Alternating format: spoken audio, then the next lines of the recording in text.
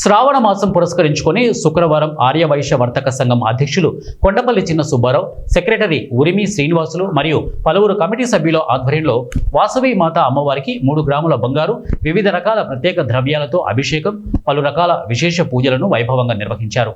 పలువురు భక్తులు వాసవి మాత అమ్మవారిని దర్శించుకొని తమ మొక్కులను తీర్చుకున్నారు. భక్తులందరికీ కమిటీ సభ్యులు ప్రత్యేక తీర్థ ప్రసాదాలను అందజేశారు. అనంతరం వాసవి మాత అమ్మవారికి చేసిన ప్రత్యేక అలంకారం పలువురిని ఆకట్టుకుంది.